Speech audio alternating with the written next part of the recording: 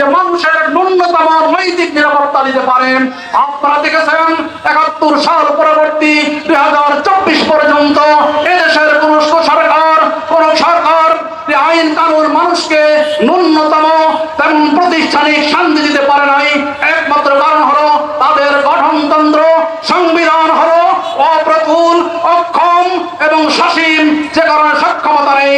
সুতরাং আসুন, শুধু তাই নয়, আমার পিছনে ডক্টর সাহেব বলে গেছেন যে শিক্ষা ব্যবস্থার অপ্রতুলতা, সীমাবদ্ধতা, সংক্ষিপ্ততা এবং বিশেষ করে বর্তমান সময়ের সর্বশেষ যেই অপকর্ম করেছেন সাধুরা, সর্বশেষ এই বিলুপ্ত স্বৈরাচার সরকার শিক্ষা খাতকে একটি মূর্খ খাতে রূপায়িত করেছে।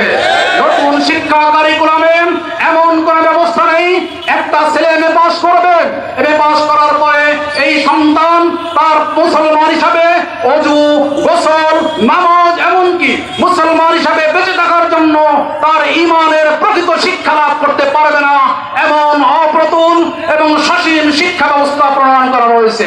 সুতরাং আসুন আমরা একটি ঘূর্ণে ধরাম, একটি অপ্রতুল এই সমাজ ব্যবস্থাকে ভেঙে সংস্কার করি, ইসলামী আন্দোলন বাংলাদেশের পতাকা ধরে সমবেত হই, আমরা সর্বত্র একটা আওয়াজ গড়ে তুলি। আর কোন দল, কোন মত, কোন সংবিধানে শান্তি আসতে পারে না। একমাত্র মুসলিম অধ্যুষিত দেশে মুসলমানদের ঈমান এবং মুসলমানদের জীবনের চেয়েও সবচেয়ে বড় সংবিধান কোরআনের আইনে দেশটাকে গঠন করতে হবে। এর বিকল্প কোন ব্যবস্থা নেই। যদি বিকল্প ব্যবস্থা গ্রহণ করেন, আমরা বিভিন্ন শাসন ক্ষমতা দেখেছি, বিভিন্ন সরকার দেখেছি, আমরা দেশকে দিনের পরে দিন, রাতের পরে রাত অশান্তির দাবানল চলতে দেখেছি। বন্ধুগণ, আমরা কি দেখলাম? আমরা দেখলাম টর্চার সেলের নামে আয়না ঘর, যেটার বর্ণনা চিন্তা করতে গেলেও স্তম্ভিত হতে হয়। বিবেক নুয়ে যায়, মানুষের মানবতাকে এত বিরঞ্জিত হতে পারে চিন্তাই করা যায় না। একমাত্র কারণ, মানুষের মনে যদি ঈমানের, ইসলামের প্রেম না থাকে, জাহান্নামের ভয় না থাকে, আল্লাহর মহব্বত না থাকে, কোরআনের জ্ঞান না থাকে, ইসলামের দিক নির্দেশনা থাকে, এইটা আসলে মানুষ হতে পারে না। মানুষ রূপী জানোয়ারের চেয়েও সে খারাপ হতে পারে। এটা হলো আল্লাহর ঘোষণা। আল্লাহ বলছেন, উলাইকা কাল্লানআম বাল হুম আদাল, তোমরা জানো না আমি আল্লাহ।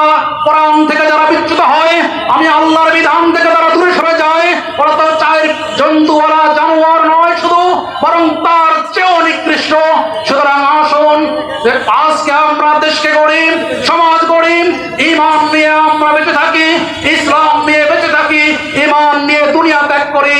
আর কাল বিলম্ব না করে আমরা পড়ায় গ্রামে গঞ্জে ইসলামী আন্দোলন বাংলাদেশের পতাকা তলে পীর সাহেবের চরণের নেতৃত্বে দুর্গ গড়ে তুলি।